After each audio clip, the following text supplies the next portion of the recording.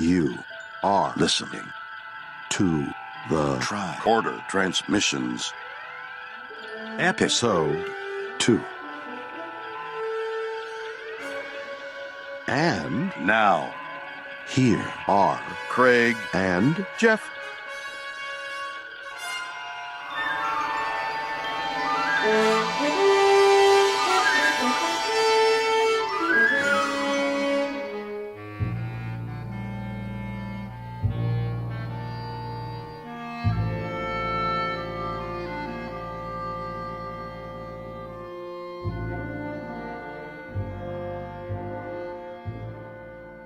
Hey, and welcome to our second episode of the Tricorder Transmissions. We are your hosts, Jeff Hewlett.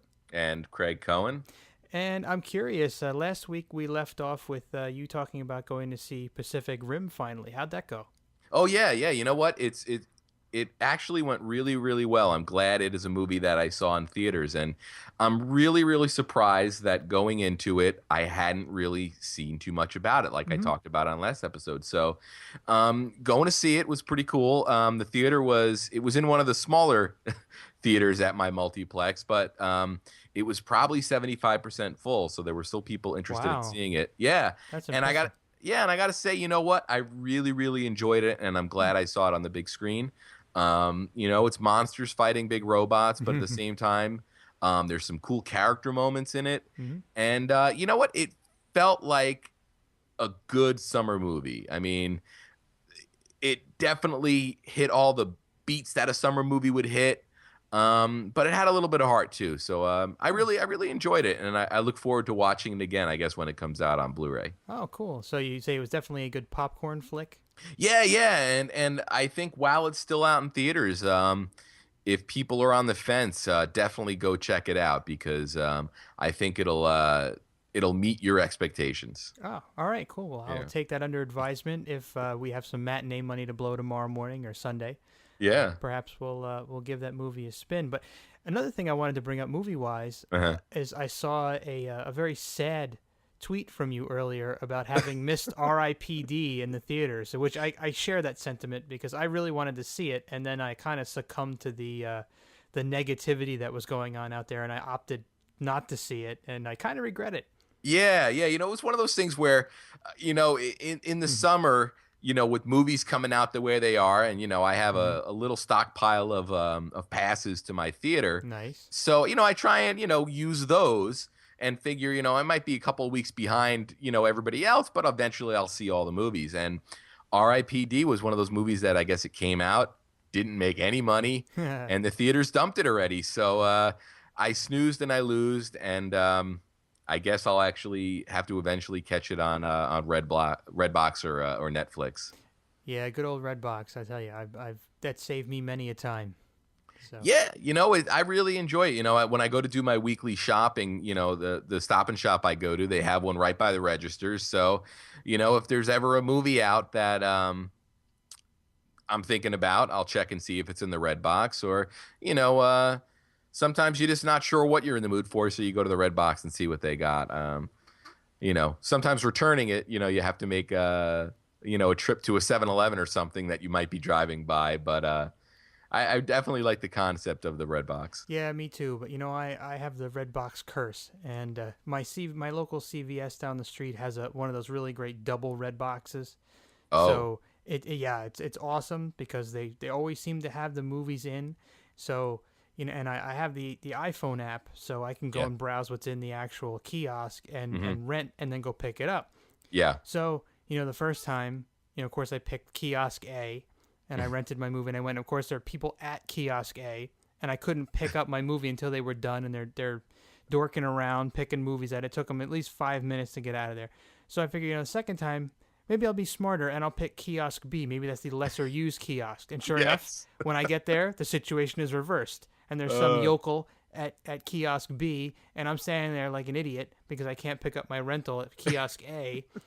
You'd think that would be something that they would take into account, that if you have two linked kiosks there, that you could pick up your rental at either one of them. Yeah, that makes sense. You'd think you'd be able to go to either one, yeah. Yeah, so I got burned by that several times. But, it's still for $1.20 a pop. I can't complain. I finally got to see my incredible Burt Wonderstone the other Yes. day, and that actually lived up to my expectations. I was glad that I got a chance to see that. It was had a lot of really good laughs in it. I know it's not a real popular film, but I quite enjoyed it. Yeah, that was one of those ones that it has most of it takes place in Las Vegas, which I know you're also a big fan of Las Vegas, and I love movies that take place in Las Vegas. So that was one thing that really had me interested in seeing it. The only thing I didn't like about Burt Wonderstone was the ending seemed just a little too outrageous for the movie that they made. Yeah, I can agree with that. Although I have to say that the ending got the most laughs out of Meg. Yeah. When they were throwing, I don't want to ruin it, but when they were doing the final trick and you saw what they did behind the scenes to make the trick work, she was laughing so hard her face was beet red, and it was pretty. I had to say it was pretty funny. It was a little grandiose. And it seemed a little bit too big, but it was still pretty funny. Yeah. Very cool. So, do you have anything on tap for this weekend, movie-wise, or? I don't know. I have some stuff going on Sunday, so I might not be able to get to the movies. We may go tomorrow morning. I still want to see Red 2. I'm not sure if I'm going to make it to that. Yeah. But you're right, nothing too major on tap. But I do have a Star Trek thing that happened this week that I can bring into the show. Oh, nice. I got my hands on, my affinity for collecting original series action figures, and I got my hands on a Spock and the Horta diorama. So, it's pretty neat. Spock has some interchangeable heads, so you can change it to the contemplative head or the in pain head, so you can reenact the pain scene from the Devil in the Dark. Oh, excellent. Hey, you're going to have to put that up with the episode over at the website, tricordertransmissions.com. For those of you who listen over iTunes or through an RSS feed of some kind, if you do go to the tricordertransmissions.com, for certain episodes, we will include relevant pictures. I know for last week's episode, the Man Trap, we had pictures of us each with the Salt Monster from the now defunct Star Trek experience in Las Vegas. I think it was from our 2008 foray out there. I think that was the closing year, wasn't it? I believe that was the year that they closed shop. Yeah. So we have pictures of ourselves with quite a few of the statues that were there, as well as a couple of the characters who were walking around in costume. So that was a really great send off for that exhibit. I kind of miss it. I was there several times over the years that it was in operation, and it was a little repetitive, but still, you could really connect with Star Trek history there with that little museum. And did a great job putting the place together. And the little Quark's restaurant felt almost like you were in a Star Trek episode. Other than the fact that the waiters and waitresses didn't really get into the spirit, but that's okay. Yeah, and I do have a box of matches from Quark's, which if anybody out there ever bumps into me in person, ask me for a book of matches and I will give you one from Quark's. You gave me a handful as well, which I still have right here in my little office where I'm recording from. I can see them from right where I'm sitting. Excellent. And I'm sure we will talk about the Star Trek experience as this show goes on. Oh, for sure. But this week, I guess we are talking about Charlie X. Yeah, we are talking about the episode Charlie X, which was the second episode aired. It was originally aired on the 15th of September in 1966, and the remastered version, which is the one we will be watching on Blu-ray, was rebroadcast on July 14th of 2007. So one of the middle area of the remastered broadcasts. And for anybody who hasn't seen it, the quick plot synopsis rundown is the Enterprise takes 17-year-old Charlie Evans aboard for transport after he's spent 14 years alone on a deserted planet, but he's unable to reintegrate with his fellow humans. What do you think of that one? Yeah, so this should be a fun one to sit down and watch, and I know it'll be interesting when we get into our essential versus non-essential discussion. Yeah. So I'm looking forward to that. And it's funny that I noticed the air date of the 15th of September. We're only about a month behind the actual month and date of the air date. If we had waited maybe 5 weeks to launch this podcast, we would have been in perfect sync. Yeah, you're true. Yeah.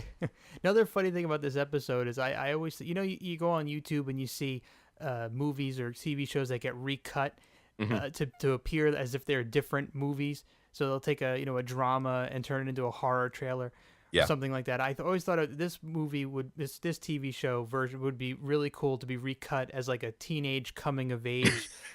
Yes. Because it really is. It's a kind of a coming of age in outer space with special powers. But, it could be one of those little touching things with little like light piano background music and poor Charlie having all sorts of bullying problems and stuff. Oh, that is the great. Little gym scene in there. Yeah. All right, so this will be our commentary track for Charlie X. Yep, and we will start the episode in 3, 2, and 1. Welcome to Charlie X. So right at the beginning here, we see the first appearance of another model Federation ship.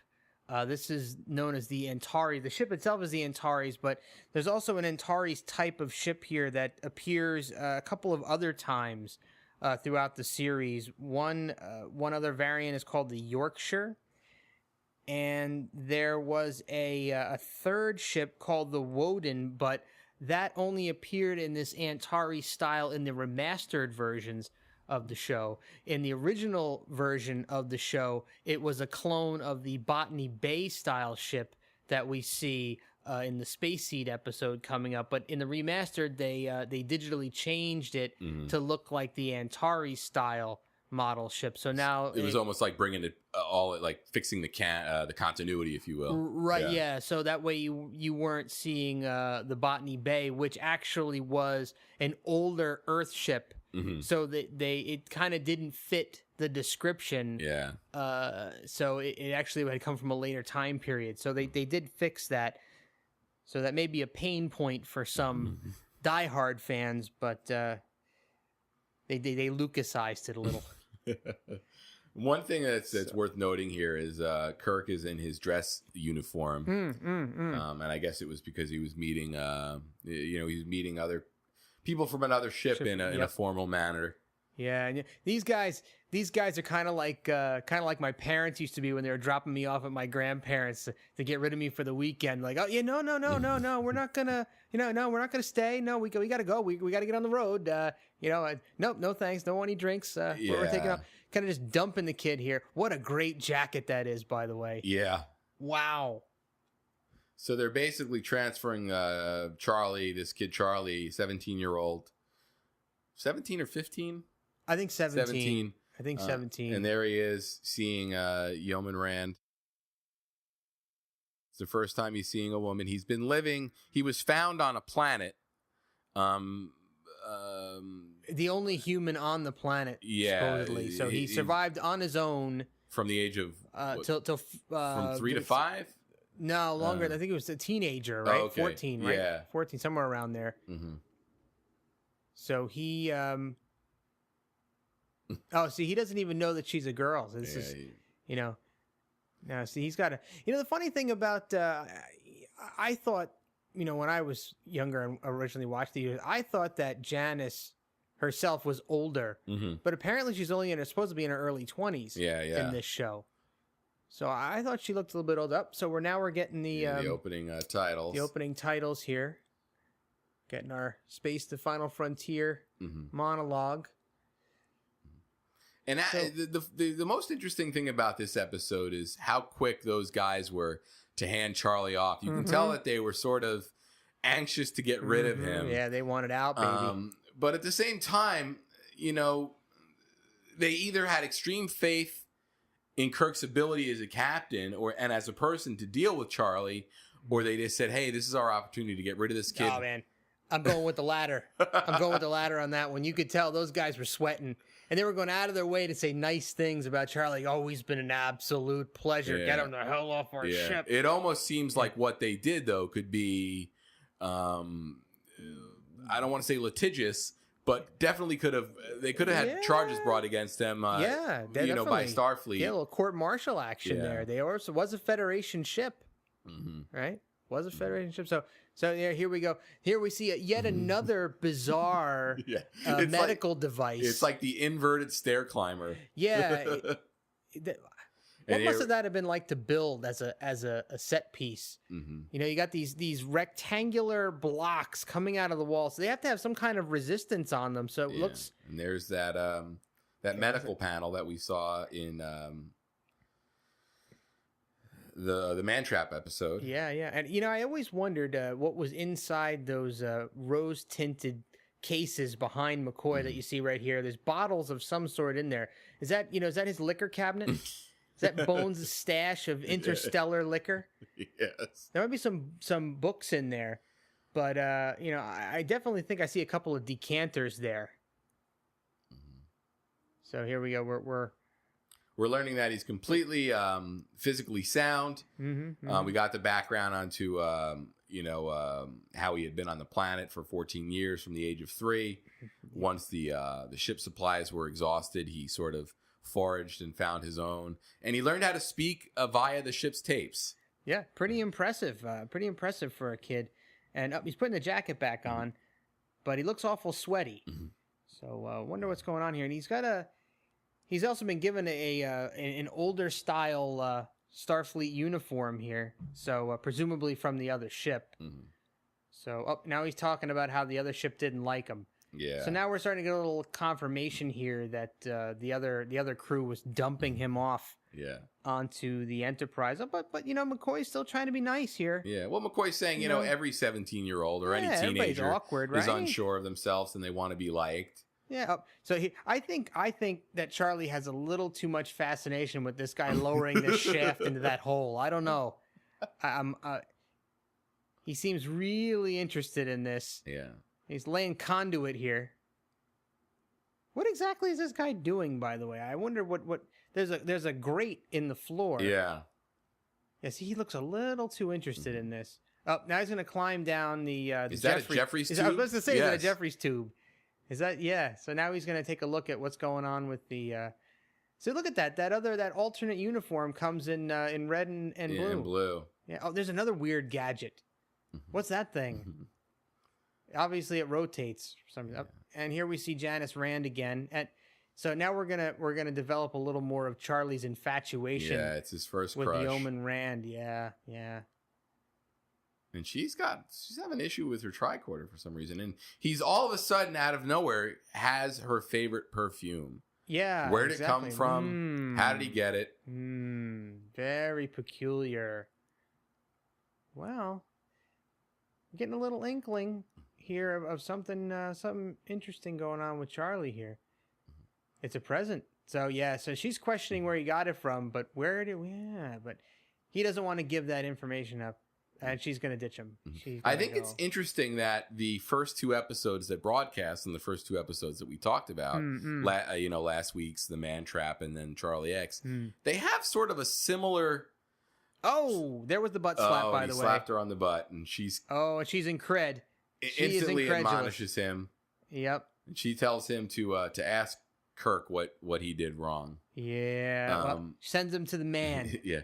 But basically, these first 2 episodes that were broadcast have a very similar structure in the sense that there is some kind of menace on board the ship. Yep. And I think it's interesting that they decided to go back to back with sort of that plot device, because there would be plenty of times where most of the episode would take off, or take place off the Enterprise, or as part of an away mission. But here, the first 2 episodes back to back dealt with a menace on board. Yeah, you had more of a freak of the week thing going on here, and here we get introduced to an alien, a name of an alien species called the Thasians. So in the previous episode, The Man Trap, you didn't get any names of aliens. Now we're getting the first name of an alien species that we're going to see near the end of this episode. But they're in Thasian space or near Thasian space. So it makes sense. So by the way, here's another oddball piece of technology that Kirk has in his hand. So we didn't see that before, but it's the log book that he has to sign off on quite a bit. So we're slowly getting introduced to all of the common pieces of Star Trek technology that we're going to be seeing throughout the series. So quite interesting to see. They're talking about how Charlie couldn't have survived alone. Yeah, Spock being the skeptic that he is. And he's basing his argument on science. He's saying absolutely. Logic and scientifically, there's no way that this kid could have survived for as long as he did. Yep. And Kirk is actually taking a different stance here and saying, you know what, shut up, guys. You know, he's obviously alive and he needs our help. So he's going to depend on the doctor to make sure Charlie's in good health. Spock's the Vulcan instrument, loot. the Vulcan loot. We're not ready to go to Eden yet, brothers, but we're going to get a song nonetheless. So this is kind of cool. It's one of the things I like about this episode is we see the rec area and everybody's sort of just doing their own things. They're playing cards. Spock's jamming out on his loot. They're playing the tri-level chess. And it's cool to see the crew sort of in its downtime. Yeah, and there's a little smile from Spock. Yeah. Little smile from Spock. And now we're going to be serenaded by Uhura. There we go. She's kind of riffing. She's improvising on, about Spock. Who's in Satan's guise. Spock looks like Satan. Devil ears and devil eyes. Ooh, that's kind of offensive. Look at the look on Spock's face. And apparently Janice Rand is amused by this. And all are the other crew members. And Spock's playing along nicely. His touch would barbarize. His alien love could victimize. Woo! That's scandalous, man. Wow. Yeah, but it's all playful, and I guess Spock's able to read that. Oh, sure. Female astronauts, and they call them astronauts too, which is interesting. Female astronauts. Now, in walks Charlie, by the way. I don't think it was I don't think it was advertised back then that Uhura had a singing capability. It was one of her great talents. Yeah. Was her ability to sing. It's been used a couple of times, and in one of the movies.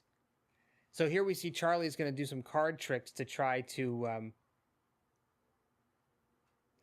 amuse Janice, but he's going to get frustrated because Uhura is taking her attention away from him. Well, yeah, he sort of doesn't understand socially. You're supposed to sort of let people, finish. He seems more keen on just interrupting. And here, Uhura, now she's going to riff on Charlie. A little bit, and Charlie's not going to take too well to it. Yeah, no, he's not going to like that very much. There's seeking out his first. Now she's embarrassing him by pointing out his crush. It's a minor form of bullying. It's teasing. No, I can see how he would get pissed by that. I'd be a little uncomfortable. Yeah. People you don't really know.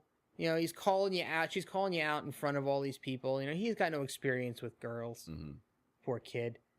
I can see where he got a little bit miffed here. And you can see it in his face is contorting a little bit. And and I don't think that Janice is feeling too good about this. He's up, and there we see a little manifestation of Charlie's power. Subtle. And he's going to start doing his card tricks here. Let's talk a little bit about Charlie. It's actor Robert Walker. You're probably going to know him from playing the character of Bobby Hartford in 1972's Beware the Blob. Hey, a great flick, man. Larry Hagman. Yes. Director. Now, here's Larry a very Hagman. important scene, by the way. Now, Charlie's on a card trick, and now the cards have pictures of Janice Rand on them in different poses. So now we're getting some really solid confirmation that Charlie's got some serious powers going on. Yeah, this is real magic. This isn't serious magic. This isn't sleight of hand. So Charlie's definitely got some special powers. But anyway, back to Beware the Blob, by the way, which is available in its entirety on YouTube. Okay. I will point out. So if anybody out there is interested, I often find that people are unaware that there is a sequel to The Blob. Yeah. And it's a direct sequel, mind you. Oh yeah. So very, very good to watch. Not a very good movie, but good to watch. Good to watch. The Blob eats hippies. Yeah. It's spectacular. It's spectacular. Yeah. And Robert Walker, in addition to Beware the Blob, he did a lot of TV work after Trek. The TV work includes The $6 Million Man, Charlie's Angels. By the way, this is the one and only mention of Meatloaf in Star Trek. I wanted to point that out since I know Craig is a big fan of Meatloaf. As am I. Yeah. Not Meatloaf the singer, but Meatloaf the food. Yeah. And it serves a purpose here because we're going to see that it's Thanksgiving. Kirk says, I don't want the crew eating this synthesized meatloaf. Can you make it taste like turkey? I believe, isn't that what he says? Yeah, and then I think doesn't Charlie actually turns him into full, turkeys. Yeah, and then the chef is amazed at the fact that there's turkeys. And we also get confirmation here that the ship actually does have a chef. Yeah, right. The guy that does do cooking, and there's ovens. Yeah, but he's using some kind of food replicator technology. Yeah. So, where were you? I was just finishing off some of the other work that Robert Walker had done. He had done also work on Chips and Dallas and Murder, She Wrote. Wow. So, yeah. He had quite a little career himself there. So now we're getting a little bit of Kirk being a role model. Yeah, I think Kirk was explaining to him why you don't pat women on the behinds. Yeah. Legitimate. I think Charlie wasn't raised around women. He doesn't know how to behave. I think it's legit. Kirk. I gotta hand it to Kirk. He doesn't know this guy, and he's really stepping up to try to be like a mentor, a father figure. I think that says a lot about Kirk as a character. That he really does. He does care. Even though he's busy running a starship, he still wants to take the time out to help. A stranger. I mean, here we're getting a communication from the Antari ship. And we're going to find out really soon here how evil Charlie can be when things don't go his way. Yeah, sending Spock back to his station there to do some scanning work. The ship wasn't very reliable. Yeah, so you think something happened? Charlie doesn't really know, but he does know a little bit. Some debris. Now we're going to get some confirmation. Yeah. And it's gone. It's what's left of the Antares. It's gone the way of Planet Alderaan, if you will, to make a Star Wars connection. Yep. Yeah, it's a shame. Well, that's what you get for dumping the kids off at Grandma's and running away. The episode was based on meatloaf again, by the way. Yes. Now there's turkey in the ovens. Into real turkeys. There's turkey in the ovens.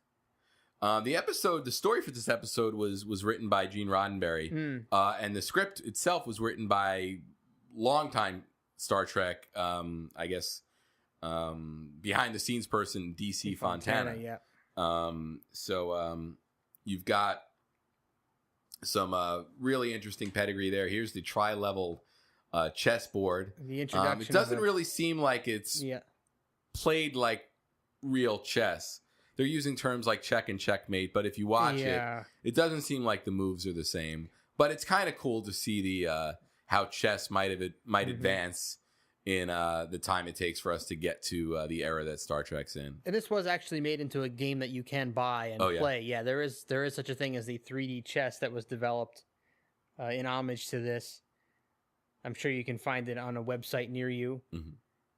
And here comes Charlie, who seems very interested in the game itself. And Kirk's going to invite him in to take a look around and learn a little bit about this game. And also, we see here that Spock thinks he's got Kirk beat, and boom, just like Kirk normally does, he blindsides you, and it's checkmate.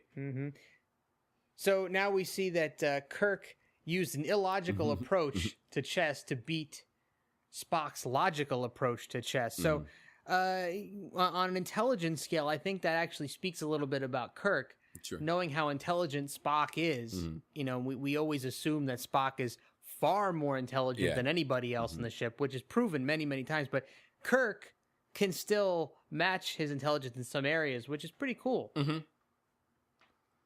So here is Spock's going to teach Charlie a little bit about, and Charlie's going to jump the gun and play without really knowing much about it. Little smirk from Spock there. Well, Spock makes quick work of him. Sure. He spanks him. And the poor chess set suffers for it. Yeah. Yeah. Well, we don't really know too much about Spock yet, and it's the fact that Yeah, You know, he doesn't have you know, he's suppressed his emotions, you know, or his race does. So he has no problem beating a kid soundly. Whereas sometimes you let the kid win, or you prolong it a little bit to make them feel, you know, a little bit better about themselves. But a little tantrum here by Charlie, who's a pretty sore loser, and Spock is going to. And you know what? himself. Spock's kind of lucky he made his exit when he did. Yeah. Well, seeing some of the things that are coming up here in this episode, you realize that Spock got off easy here. I mean, there we go. The eyes roll back. You know, in the head. I wonder that when they did the casting for this episode, was that a requirement of whoever they cast in the Charlie role? He had to be able to make that weird face, because he does it several more times with that weird eye roll and the tucking of the chin to the chest. Oh, and here, Yeoman Rand has yeah, she's got a pretty good idea here. Yeah, she's trying to introduce him to a girl. I mean, and she's a cute one too. Yeah, it's girl his own age, and he gives her the quick brush off. That's not cool, man. Yeah, and she even looks a little bit like Janice here. Yeah, you know, she was doing him a solid, and unfortunately, he wasn't able to. She was trying to help him out. Yeah. Well, you know, the heart wants what the heart wants, huh? It's the hairdo. Putting the technical end of this episode to sort of bed, if you will. It was directed by Lawrence Dobkin, who died in 2002. He was an American television director, actor, and screenwriter, and his career spanned 7 decades. One interesting fact about him, from 1971 to 1993, he served as the narrator of the Hall of Presidents show. Wow. And he returned to re-record the presidential roll call each time a new U.S. president was reelected. So if you saw the Hall of Presidents show between 71 and 93, you heard Lawrence Dobkin's voice. You are a veritable cornucopia of factoids here, It's sir. amazing how easy it is to find things when you have the internet at your disposal. Google and Wikipedia are our best friends. What would we do without them? You know what I want to Google? How could you do your hair like Janice Rand in real life? I mean, you would need some sort of an apparatus to wrap your hair around, wouldn't you?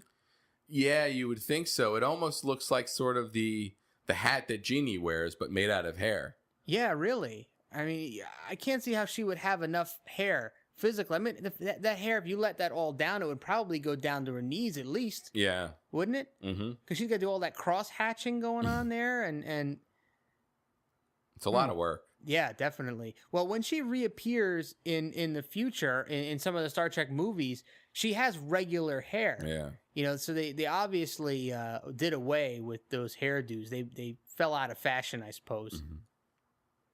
Oh, now she's going to express her concern. Yeah, she's saying he's got that look that if he's not really, really put in look line. At the dramatic lighting on her face there. You know, we're really seeing the emotion in this scene. Yeah. You know, Kirk is concerned. Yeah.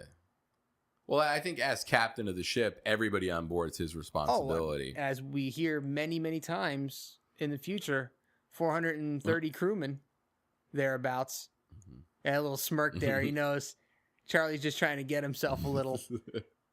So Kirk's not really mad. Yeah. You know, he knows what it's like. He remembers. You know, good thing there weren't any green chicks on this ship, or Charlie wouldn't have been able to control himself, man. Yeah. Those I'm actually also girls. surprised that he wasn't more distracted by Nichelle Nichols, who very exotic looking, and very sexy. She's a pretty woman, man. Yeah, and if he had never seen a girl before, and then he sees Uhura. I mean, Uhura was dancing, doing a little dance and a little singing. That's quite alluring. She had some moves. Yeah, definitely. And here's Kirk really trying to. He doesn't want to talk about the birds and the bees, though. He's pointing that off on Dr. McCoy. Nice work. He's going to get some. Yeah, okay. Here he's going to explain the fact. And Charlie still thinks it's about the butt slap. Yeah. But to be fair though, he's still. I mean, he's really learning all of this stuff for the first time, and it's nice that Kirk is patient enough to try to help him work through it. Mm-hmm. And actually, Kirk has a great line in this episode that I don't remember if it's in this scene or not, but he basically says, "Charlie, there's a million things in this world you can have and you can't have, and that's it." He's basically saying you have to learn to accept. Yep. The the things that are, which is kind of funny coming from Kirk because in terms of accepting things, it kind of shows his philosophy, though, that, you really have to know when, you're basically at a dead end and when you're not. Well, unless it's a no-win scenario. Yeah. Well, then you he cheat. can't accept that. He can't and won't accept that. But it's a great line, and I think it's a great moment for Kirk. And this episode is sort of a real showcase for the Kirk character. Yeah, definitely. And I like how you see his softer side and and how much he respects the opposite sex. Mm-hmm. He shows himself to be very very open-hearted here. Mm-hmm. Kirk's explaining that she's too old. Yeah. And that when you hit on girls, there it is. There are a million things in the universe you can have, and there are a million things you can't have. It's no fun facing that. That's the way it is. What a great, it's a lesson we all have to learn. Yeah. But he's basically saying, you'll know when the girl you're dealing with is gonna, she's feeling what you're. Yeah, it's a good lesson for him to learn. Yeah. As an adolescent, we all go through that. I remember going through that when I was a kid, and I'm sure that you went through that too. It's a tough lesson, man. Yeah. And I can definitely empathize with Charlie on this one. It's tough. Especially when the girl you have a crush on wears a short skirt like that every time you see her. I know, man. So it looks like the ship is now off course. And it's not supposed to be. Here we see another really strange thing. So apparently the Enterprise has an acrobatics and gymnasium. Yeah. And Kirk is Kirk is apparently teaching Charlie how to become a professional wrestler. Yeah, he's showing him how to take a bump here. Yeah. And telling him how to slap the floor to absorb the fall. And here we have the Star Trek gi. Charlie's got some tights on with a what looks almost like a martial arts gi. And Kirk showing off his spectacular physique, doing some tuck and rolls. And Charlie really isn't comfortable. He doesn't want to do that role. That was like me in gym class. I wasn't comfortable with that stuff when I was that age either, man. I didn't want to be wrestling around. And Charlie's kind of pissed because Kirk told him he was going to teach him how to fight. And Kirk says, well, I'm trying to teach you how to defend yourself first. This is he's going with the Mr. Miyagi approach. Yeah. You got to learn to wax off and to paint the fence before you can learn how to crane kick. Yeah. So now we're going to see a little bit of grappling. Oh, yeah. Takedown. Oh. Nothing to it, right? Yeah. Nothing to it. And now Kirk's going to throw it up. Oh. That's a classic throw right there. Yeah. And that could have been disastrous because that mat slid. Oh, yeah. Uh-oh. Oh, this guy, Sam here. Sam is getting into it. Sam's amused by it. Yeah, see.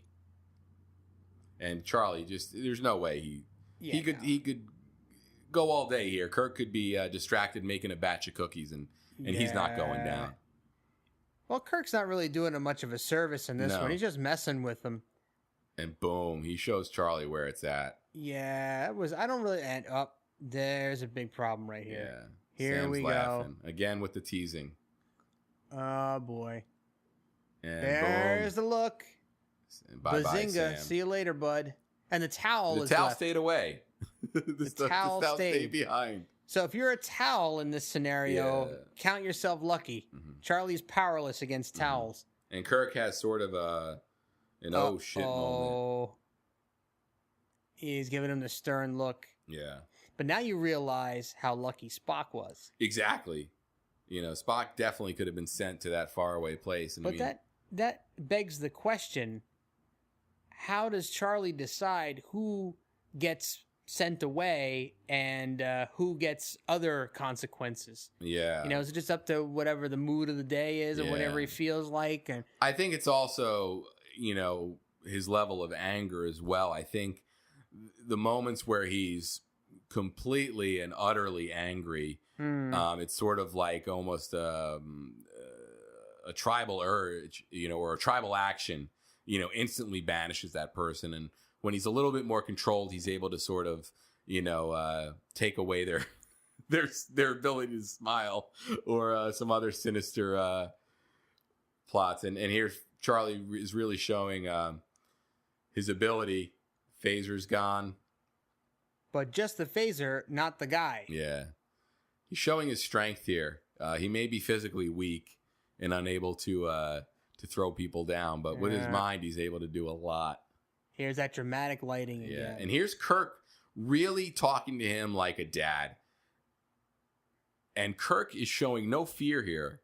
He's showing no fear of Charlie sending him away. Mm-hmm. I think this is a huge character moment for Kirk because it shows that he's got a good understanding of Charlie and knows that Charlie sort of looks up to him in a sense. And also it shows sort of a level of fearlessness. Yeah, and he's the captain of the ship. I mean, he acts like it. He's acting like his role. I mean, he knows what he has to do. And if he shows fear here in front of those two security guards. Oh yeah, you might as well just chop his. Yeah, you might as well chop your command right out. Yeah. You're done. So he has to establish that not just for Charlie, but for those crew members that are subordinate to him. But those two guys don't want to take that kid to that quarters, man. He could make them disappear just like that. Yeah. And all the phasers on the ship are gone. Every single one of them. Yeah. So now they are defenseless against Charlie. Would the phasers have worked on him, though? I guess if somebody snuck up behind him. We don't know. Well, yeah, you know what? They probably would.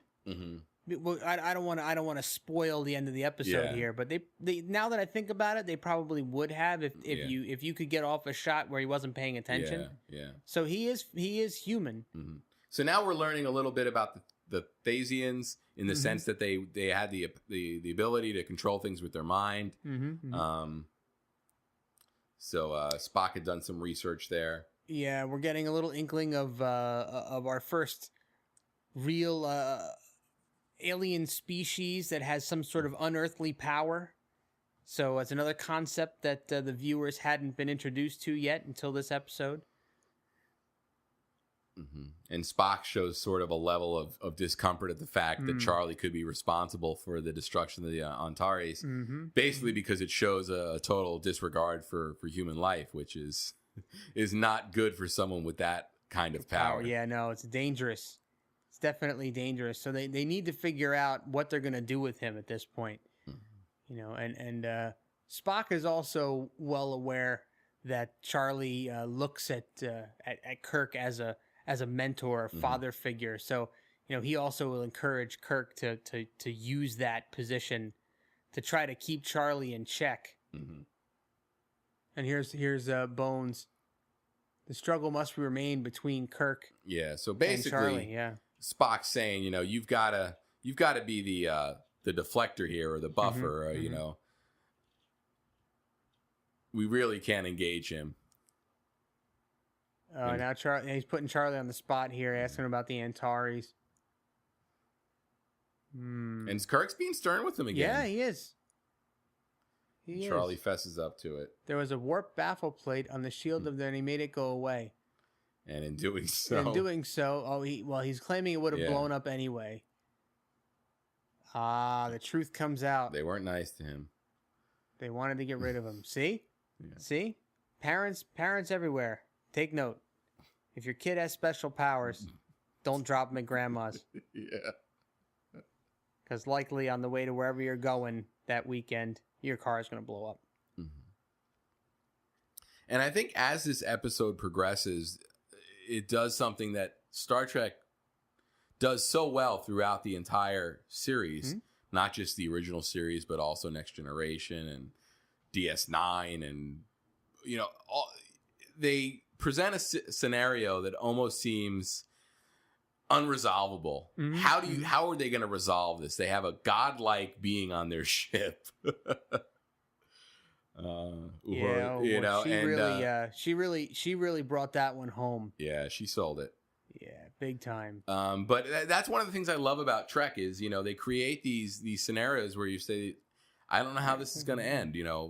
How can it end for Charlie? Yeah. Well, I don't know. I'm not, again, I don't want to spoil it, but the resolution of this one,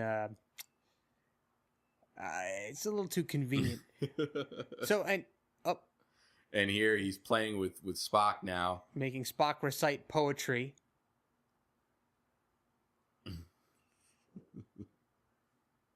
Quite interesting poetry. Yeah. And Charlie's not happy with him changing course. Yeah. He wants to get to Colony 5. Yeah. Wherever Colony 5 happens Kirk to be. basically wants to keep him away from populated areas. Oh, rightly so. Rightly so. And he cut off communications. Yeah. Poor Uhura. Her hands are burned. Yeah. Yep, he's making Spock recite more poetry. Mm-hmm. Strangely enough, he's making Spock recite right there. He made him recite classic Earth poetry. Yeah. Where does Charlie know that from? Well, he had the ship's tapes. You don't know what kind of records the ship had. They probably had... He had enough time to get through all of that? 14 years. Yeah, I guess. I don't know. Well, I guess it was the... Oh, well, it's the future. Maybe kids in the future. I'm thinking about kids today. They'll actually appreciate the arts. Yeah. Classic literature. I also think that was a really, really good performance by Leonard Nimoy. Sort of showing that he didn't have control of himself. Oh, boy. And he turns Tina into an iguana. Boom. There's that face again. Yeah. Yeah, and how did he pick the iguana? I mean... Yeah. What, did he just see a picture of it in the record tapes and decided he wanted to turn her into that? I mean, he didn't make her go away. I guess he wanted to torture her for some reason or another. And speaking of torture, here is Yeoman Rand in sort of her night gear. Oh boy, this is gonna turn ugly quick. And Charlie's, he brought her a flower. Yeah, that's nice of him. But she's not having it, man. Yeah, see, he's not aware of the etiquette though. Yeah. Don't ever. He's in full on jealous boyfriend mode. Now he's getting creepy, man. Things are getting weird. Now, unlike Kirk, Yeoman Rand is not able to talk to Charlie like this and get away with it. And walk into the camera and break time. That was a good commercial cut right there, I think. Yeah. Like, what's going on? So now we're back, and we see nothing really happened when it went dark, but she hit the main line to Kirk. Yeah, so everybody could hear what's going on. Yep. Turbo lift right to her quarters, and Charlie said the L word. Uh-oh. Oh. And you see there that Spock hit the wall hard enough to put a dent in it. Yeah, and there he sends Rand away and can't believe what he did in his rage. And he blames her. Yep. And it's quite interesting that Spock's legs are supposed to be broken. Yeah. Both of his legs. Yeah. From hitting the wall, I guess. Yeah. Was enough to... But it also shows it gives a little bit more insight into Spock's pain threshold. Without telling them, or only by telling them, would anybody know that his legs are broken. Whereas I'd imagine if it was me or you. He was kind of holding his leg there a little bit, sitting a little cockeyed. Yeah. And Kirk appears to be hurt as well, but apparently he doesn't have any broken bones. Yeah. Or Vulcan bones are a little more brittle than human bones, I guess. Spock's gotta have some kind of a weakness, huh? I mean, that was a pretty hard hit they took, and he took the brunt of it because Kirk was in front of him, so he had kind of Kirk's weight on him too.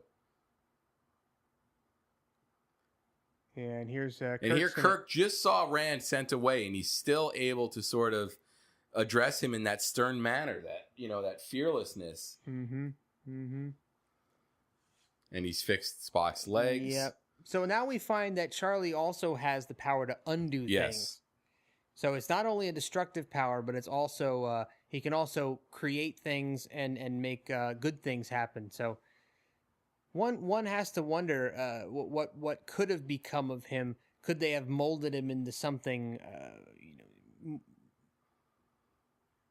less emo, as it were? I didn't want to go there, but I guess in the future the emo kid still exists. Yeah.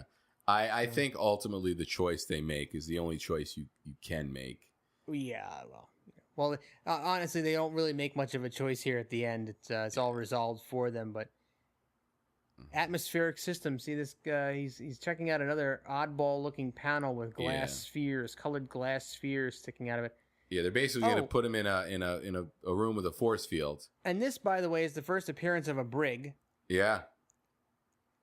So Charlie gets very, very mad that he was duped. And he can't come back out. Oh. Electricity, yeah, you got a little buzz there. Up. Boom. And Charlie makes the entire wall. What a great shot, though. Yeah. That's pretty cool. Mm-hmm. You know, for the time. And Spock and Kirk apparently very shocked. And he froze him. And he froze the two of them. But he didn't make them disappear. No. But he needs them, though, Yeah. I think, to make to get the ship to where it needs to go. They're frozen, but Spock can still blink. Selective freezing. Mm-hmm. And again, you're really wondering where are they going to go here? This is a very, very sort of effective shot. Oh, he turns He turns her into an old lady. An old lady.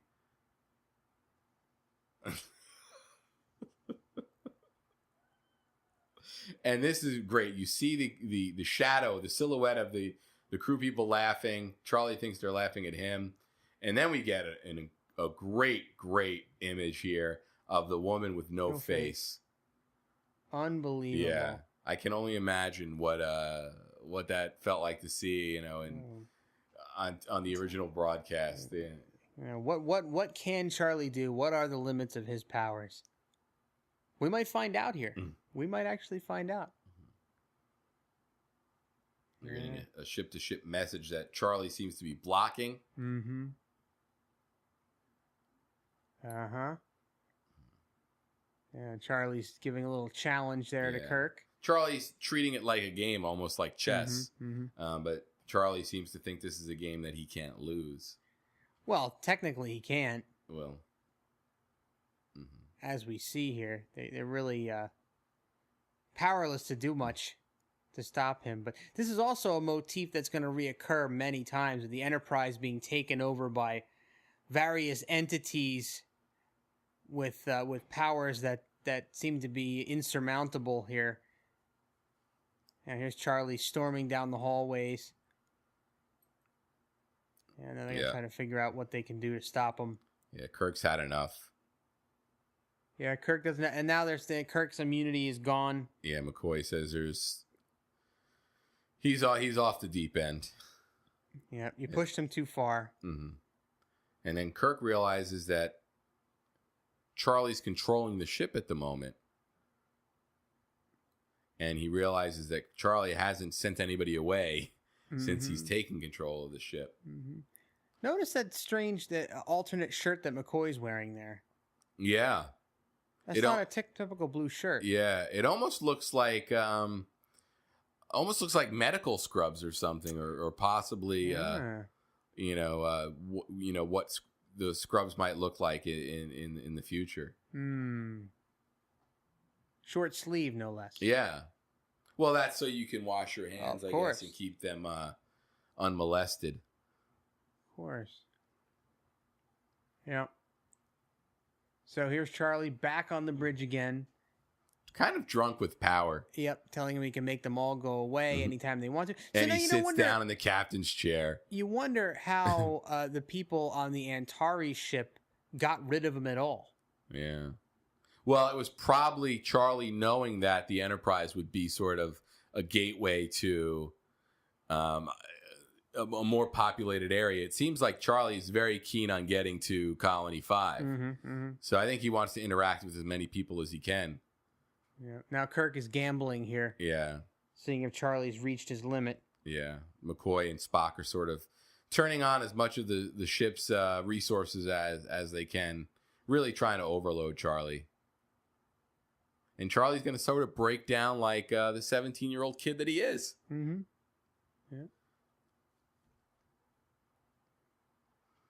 Yeah. And Kirk's sort of holding fast here.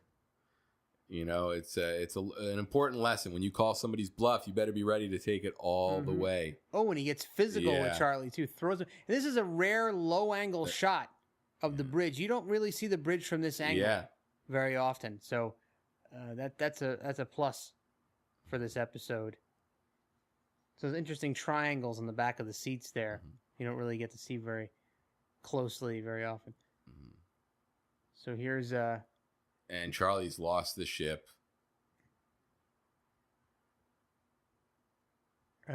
Kirk was reeling back to throw a punch, too, there. Right for the physical. And Charlie's lucky because I think... and Rand's back. On the bridge, too. They didn't put her back where she disappeared from. So she's very informal for the bridge. Yeah. But her hair's still up. And here we see some kind of gaseous, some kind of strange looking. And Charlie knows what it is. Yep. And now he realizes the jig is up. Yeah. He'd been living with the Thasians. And now they've come to reclaim him.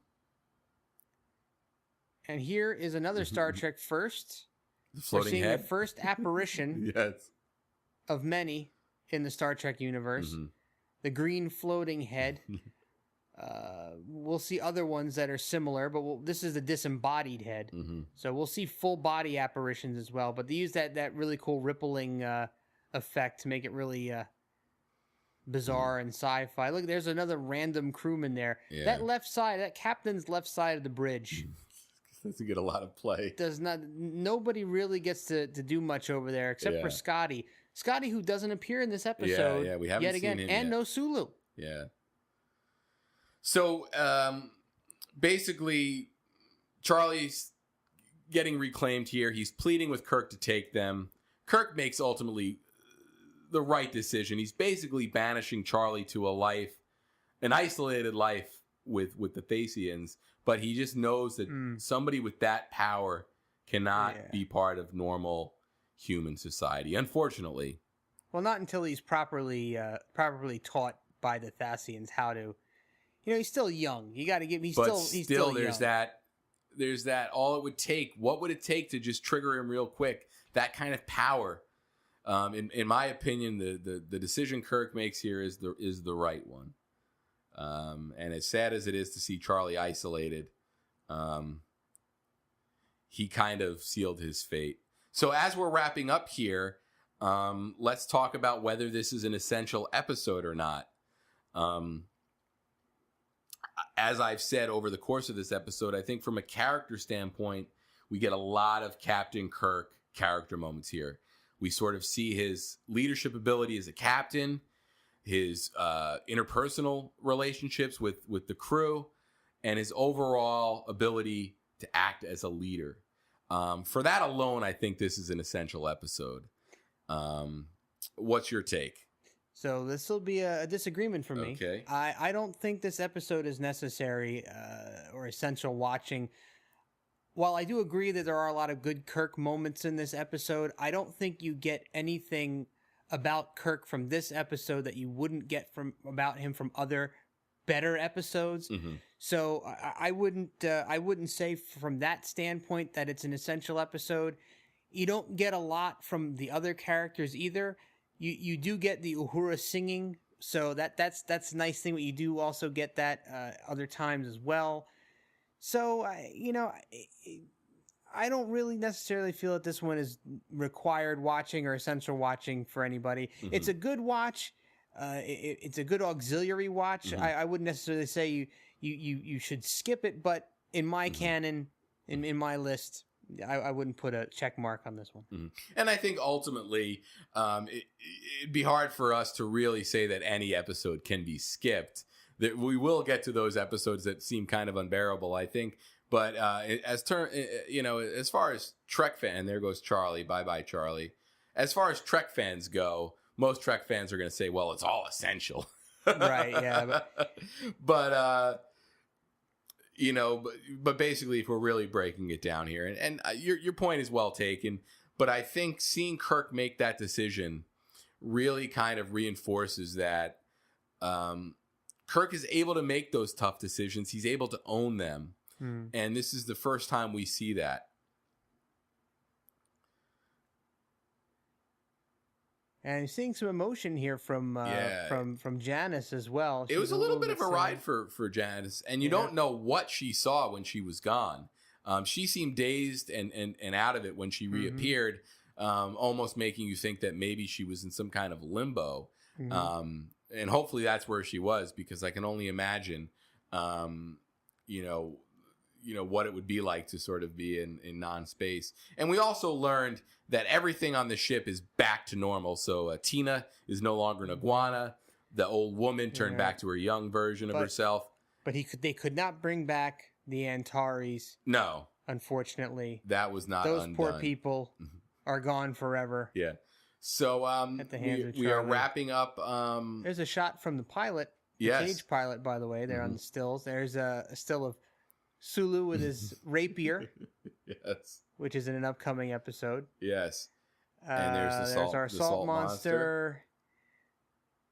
Yep. So we have the typical photo montage. There's a little shot from the man trap there. The phaser blast. Yep. And that pretty much brings us to the end of the episode. So and look at this. This is a strange one. This is one of the few that does not have Vina, the Orion chick, as the last shot. Desi Lou sends us home. Thank you, as always, or again, for sitting here and watching Charlie X with us. And we will talk to you next time. Thanks for listening. No. But if I did what you said, if I was gentle. Charlie, there are a million things in this universe you can have, and there are a million things you can't have. It's no fun facing that, but that's the way things are. Then what am I going to do? Hang on tight and survive. Everybody does. You don't. Everybody, Charlie.